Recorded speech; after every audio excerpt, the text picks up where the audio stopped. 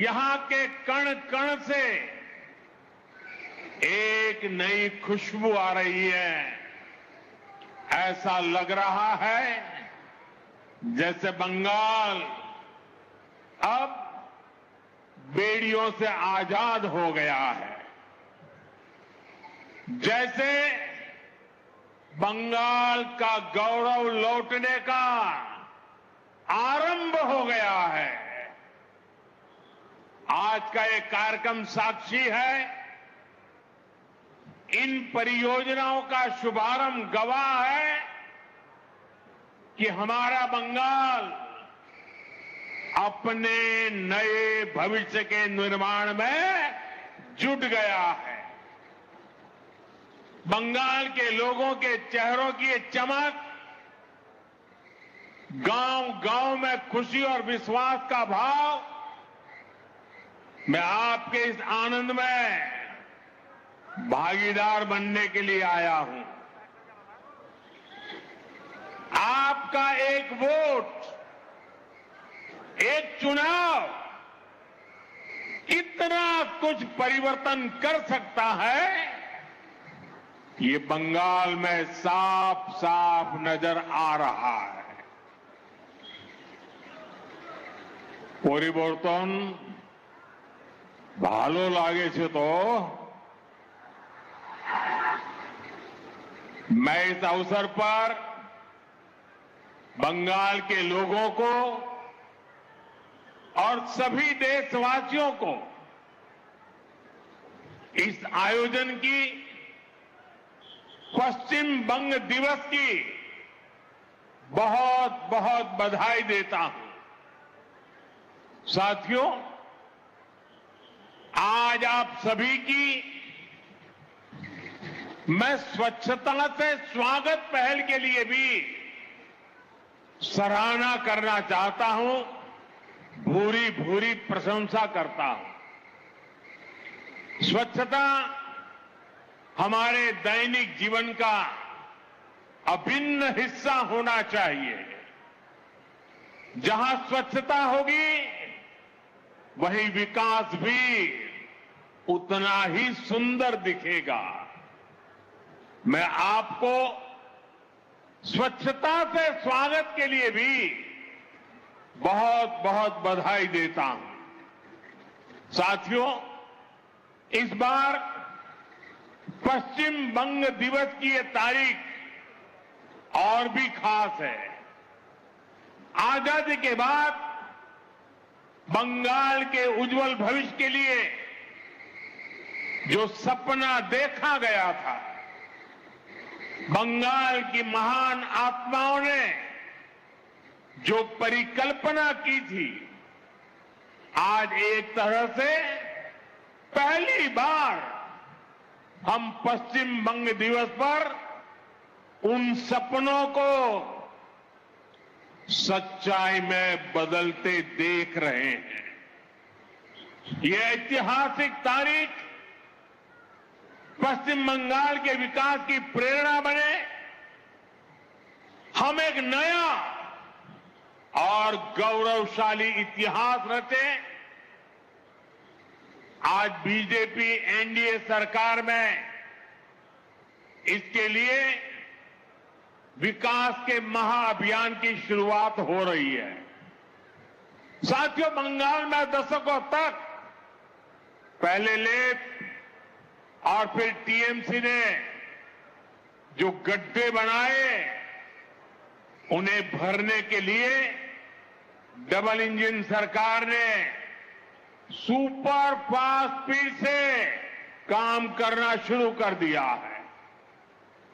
बिजली की रफ्तार से फैसले हो रहे हैं। रुकी हुई योजनाओं पर काम आगे बढ़ने लगा है। इसी कड़ी में आज यहां सैकड़ों करोड़ रुपए की विकास परियोजनाओं का उद्घाटन और शिलान्यास हुआ है। रेल, रोड, कृषि, मछली पालन, इससे जुड़ी ये परियोजनाएं बंगाल के विकास को नई गति देगी। इन परियोजनाओं से यहां की ग्रामीण अर्थव्यवस्था को मजबूती मिलेगी। मैं बंगाल के लोगों को इन विकास परियोजनाओं की बधाई देता हूं। आज पीएम किसान सम्मान निधि की 23वीं किस्त भी जारी की गई है। देश भर के 9 करोड़ से अधिक किसानों के बैंक खातों में लगभग 19,000 करोड़ रुपए सीधे भेजे गए हैं। मैं देश के सभी लाभार्थी मेरे किसान परिवारों को बहुत बहुत शुभकामनाएं देता हूं। साथियों, गुलामी के दौर में हमारे बंगाल ने क्या कुछ नहीं सहा, कितने बलिदान दिए, कितने त्याग किए। 1946 में कोलकाता में हुई हिंसा, नोआखली के दंगे, कितने निर्दोष बंगाली मानुष, बंगाल के लोग उसकी भेंट चढ़ गए। भाइयों बहनों, बंगाल ने रक्तपात सहा, बंगाल ने अपनों को खोया, अपनी मातृभूमि के टुकड़े होते देखे, लेकिन बंगाल ने अपनी अस्मिता और पहचान को नष्ट नहीं होने दिया। इसी का परिणाम था जब पूरे बंगाल को भारत से अलग करने की साजिश हो रही थी, तब अलग पश्चिम बंगाल बनाकर उन मंसूबों को कामयाब नहीं होने दिया गया। हजारों वर्ष पुरानी सभ्यता और संस्कृति, यहां की मूल आस्था और परंपरा तब अनेक संघर्षों के बाद बच गए, और आज भी वो मूल्य, इस धरती के संस्कार आज पश्चिम बंगाल के रूप में न केवल सुरक्षित है बल्कि जीवंत भी है।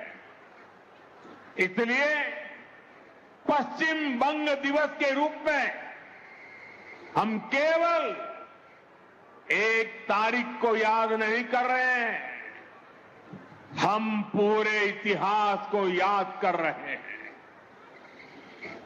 हम हजारों साल पुरानी बंगाल की विरासत को नमन कर रहे हैं। साथियों, आज की पीढ़ी को हमें बार बार पश्चिम बंग दिवस की अहमियत बताने की जरूरत है। उस दौरान क्या हो रहा था, ये युवा पीढ़ी को जानना जरूरी है। जब पूरे बंगाल को पाकिस्तान का हिस्सा बनाए जाने की कोशिशें हो रही थी, तो कांग्रेस उन षड्यंत्रकारियों के सामने घुटने टेके पड़ी थी। और यही वो समय था जब डॉक्टर श्यामा प्रसाद मुखर्जी ने उसके खिलाफ आवाज उठाई। अप्रैल 1947 में उन्होंने ऐतिहासिक रिजोल्यूशन पास कराया। उन्होंने घोषणा की, पूरा बंगाल पाकिस्तान का हिस्सा नहीं बनेगा। इसके लिए बंगाली हिंदू होमलैंड मूवमेंट शुरू किया गया। डॉक्टर श्यामा प्रसाद मुखर्जी इसका नेतृत्व कर रहे थे। प्रसिद्ध वैज्ञानिक मेघनाथ साहा इतिहासकार आरसी माजुमदार, इतिहासकार